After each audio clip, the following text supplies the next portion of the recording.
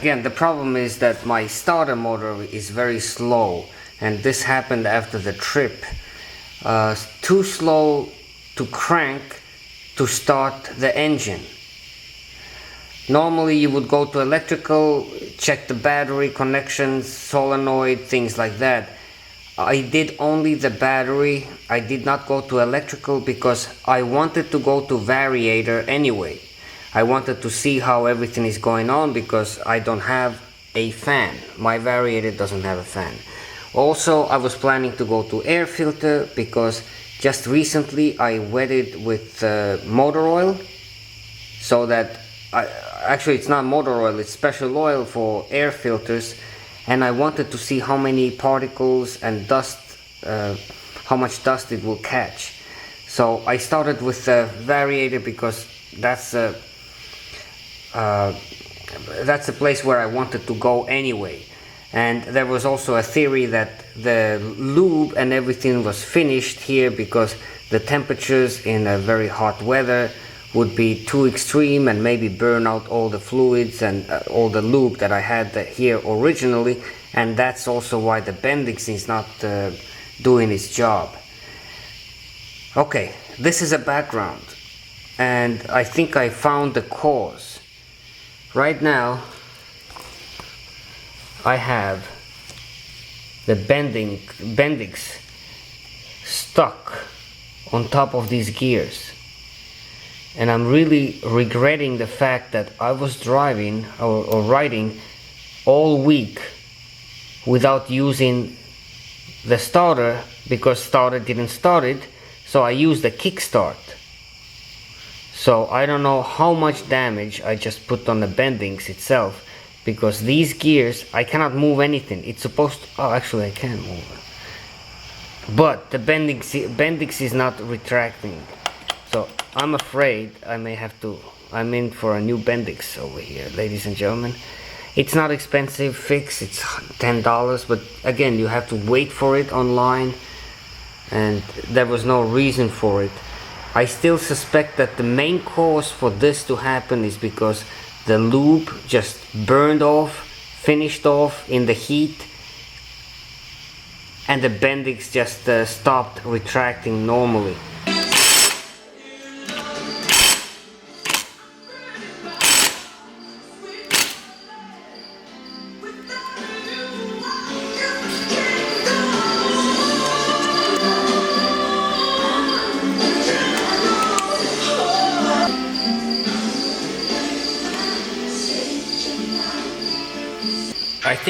I think it can be saved, but look, it doesn't return anymore as well as it's supposed to. Actually, we'll see.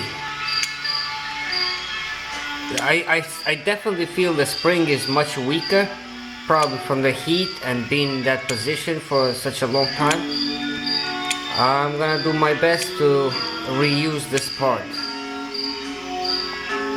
The flywheel shows that the belt is actually going all the way up, so it doesn't have any dead spots, dark rings around here, which is a good news. I think that's why the scooter goes 45, 47, maybe even 50 miles an hour. Sometimes you get the setup where the belt doesn't go all the way to the outer layer of your wheels, and you get this dirty dark spot right here because the belt never touches it. In this case, the belt has been all over the place.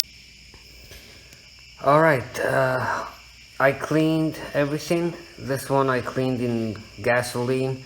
I will make sure I lube it up nicely before I put it in. Everything else I cleaned up with a carb cleaner, a little gasoline again. This is how it's supposed to be. I don't know what, like, you see? Let me try to.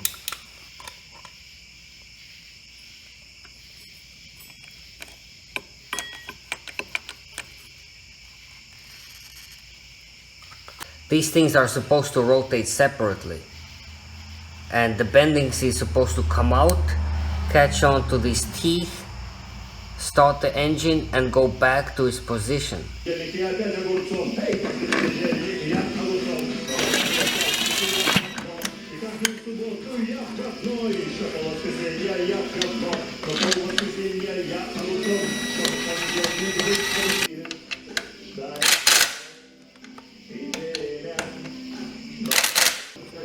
Alright, so what I see here is that nothing really happened with the air filter.